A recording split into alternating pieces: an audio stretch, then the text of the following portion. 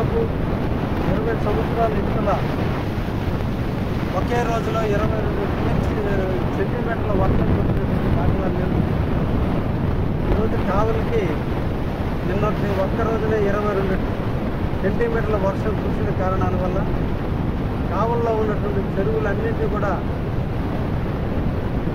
ఎండు కుండల్లాగా ఏర్పడటం, చాలా పొలాలు మునక తేలటం, గ్రామాలను అనుసంధానం చేస్తున్నటువంటి రోడ్లన్నీ కూడా డ్యామేజ్ అవ్వటం కూడా జరిగింది. ఈరోజు ఉదయం నుంచి కూడా అన్ని ప్రాంతాలు సంచరించి ఈ రోజున ఈ సందర్భంలో ఆనమడుగు చెరువుని జిల్లా ఇరిగేషన్ ఎస్సీ గారితో పాటు అధికారులందరూ కూడా ఇక్కడ సమావేశం కావడం జరిగింది. ముఖ్యంగా ఈ ఆనమడుగు చెరువుకి బ్యాక్ వాటర్ ఉన్నటువంటి ఏరియాలో గతంలో డ్రిప్ హౌస్ నిర్మాణం చేయడం, దీని ఖర్చు మట్టడానికే వాటర్ చెరువు నిండినప్పుడు ఆ వాటర్ అంతా కూడా బ్యాక్ వాటర్ అంతా కూడా డ్రిప్ హౌసెస్లోకి వెళ్ళడం, దీనివల్ల నివాసం ఉన్నటువంటి వాళ్ళందరూ కూడా చాలా ఇబ్బందికరమైన పరిస్థితులు ఉంటే ఈరోజు అధికారుల సమక్షంలో సత్వరం న్యాయం చేసేటువంటి దృక్పథంతో రైతులందరినీ కూడా ఒప్పించి అడిగినటువంటి ఫ్లడ్ వాటర్ని సర్ప్లస్ పేరులో కూడా పోవడం కష్టంగా ఉంది. అదనంగా కూడా కొంత ప్రాంతాలు క్లీన్ చేసి ఈరోజు నీళ్ళని బయటికి సముద్రంలోకి పంపడం కూడా జరుగుతుంది. ఈ సందర్భంగా ఏపీ డ్రిప్ హౌసెస్లో ఉన్నటువంటి వ్యక్తులు రక్షణ కల్పించాలంటే ఈరోజు ఆనమడుగు చెరువుకు సంబంధించినటువంటి రైతాంగాన్ని అందరికీ కూడా గుర్తించి ఈరోజు చిన్నపాటి బ్రిడ్జ్ ఏర్పాటు చేసి ఆ బ్రిడ్జ్ ద్వారా కూడా ఈరోజు నీళ్లు పోయేటట్టు కూడా చేయడం జరిగింది.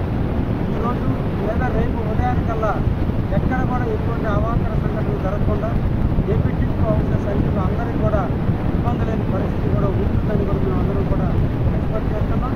ఈ సందర్భంగా ప్రభుత్వం కూడా ఎక్కడైతే మునక తేలిన గ్రామాలు ఏవైతే ఉన్నాయో, శిబిరాల్లో ఏ ప్రజలైతే నివసించడం జరిగిందో వారందరికీ కూడా కుటుంబానికి 25 కేజీల బియ్యాన్ని, అదేవిధంగా ఒక్కొక్క కుటుంబానికి 3,000 రూపాయల నష్టపరిహారం కూడా ఇవ్వమని ఈరోజు ముఖ్యమంత్రి నారా చంద్రబాబు నాయుడు గారు, అదేవిధంగా యువ నాయకుడు అయినటువంటి లోకేష్ బాబు గారు ఇప్పుడే జీవోలు రిలీజ్ చేయడం కూడా జరిగింది.